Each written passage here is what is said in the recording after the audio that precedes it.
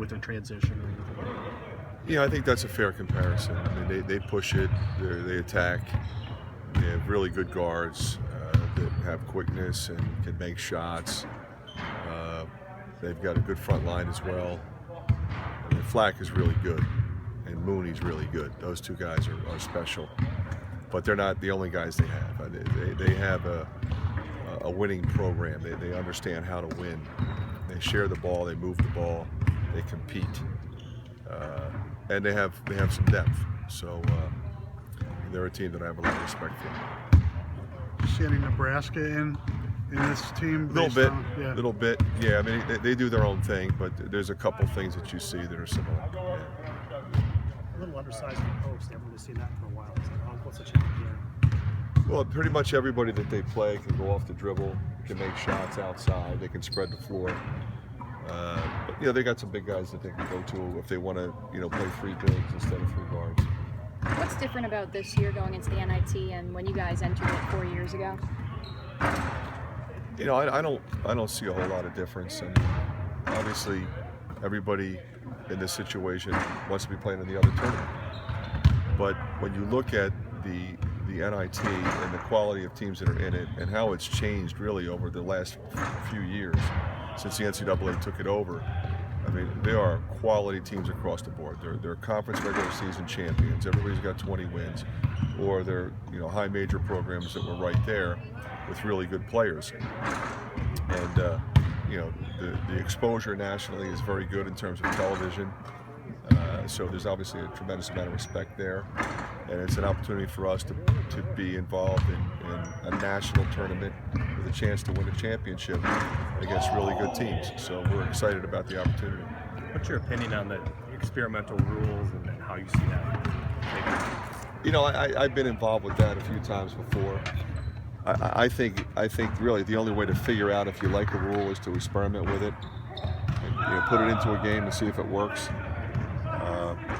We're not a team that typically fouls a lot anyway, so it could help us, I guess. But we'll see. In your previous two NITs, you had seniors who went out. That was with Eric and Matt, and with Pete. Everybody kind of rallied around that, sent him out the right way. And do you sense any of that with Pete? That this is his final year. I didn't really look at it that way before. I don't look at it that way now. I just want this team to continue to win and get better, and I want Pete to continue to play well and have more opportunities and to show everybody what he's capable of doing. And that's kind of how I look at it. Outside of just winning the games, where do you want these guys to get their motivation from for these games, for going forward? Same way they would get their motivation for any other game. There's no different. How have you seen Trey's game advance since he left here? He's just more mature with his game. He's played well for them. He played 1 year junior college. He was really good. Played here, didn't go as well as he hoped. Sat out a year, learned the system, and has played really well for them. But been a double-figure scorer. So I just think he's an older guy now, and I think he sort of figured it out, and he's mature and a very valuable member of that team.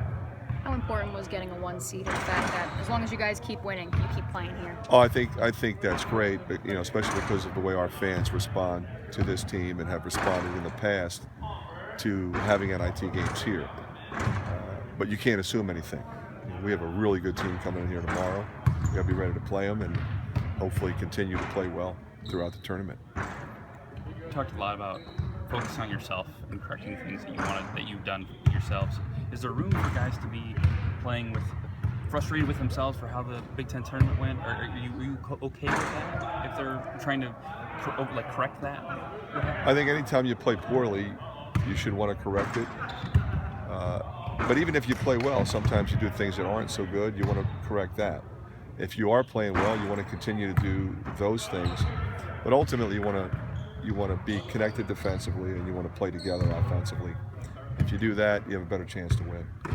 Do you anticipate making any kind of tweaks with an eye on the future at all? No. The lineups or anything? No, just try to win tomorrow.